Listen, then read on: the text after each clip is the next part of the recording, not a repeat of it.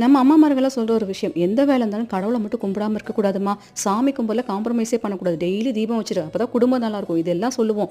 நம்மளும் என்ன பண்ணுவோம்னா, விடாம சாமி கும்பிட்டுட்டு இருப்போம். டக்குனு ஒரு டவுட் வருங்க. இதெல்லாம் நான் பண்றேனே, அந்த சாமி ஃபர்ஸ்ட்டு எங்க வீட்டுக்குள்ள இருக்கா? சாமி இருக்குதா? இல்லையா? அப்படிங்கிற ஒரு டவுட் வரும்.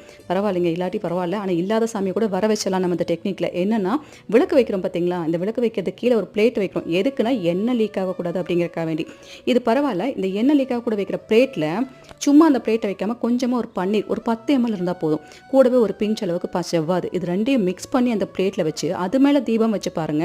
வராத சாமியா இருந்தாலும் வீட்டை தேடி வருமாமாங்க. இது குலதெய்வ வழிபாடுக்கெல்லாம் செம எஃபெக்ட் கொடுக்குமா. அதனால அவசியம் இந்த மெத்தடை செஞ்சு பாருங்க.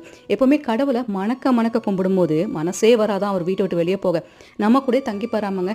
அதனால தான் இந்த டெக்னிக்ல ஃபாலோ பண்ண சொல்றது. வாரத்துக்கு ஒருக்கவோ இல்லை 2 நாளைக்கு ஒருக்கோ அந்த தண்ணி ஆட்டோமேட்டிக்காக காஞ்சு போயிடும். அதுக்கப்புறம் மறுபடியும் இதே மாதிரி ஊற்றி நீங்க விளக்கு வச்சுட்டே வாங்க. சாமி உங்க கூடவே இருக்கும். இந்த டிப் பிடிச்சிருந்தா லைக் பண்ணுங்க. நாளைக்கு வேற ஒரு டிப்ல பார்க்கலாம். டாடா.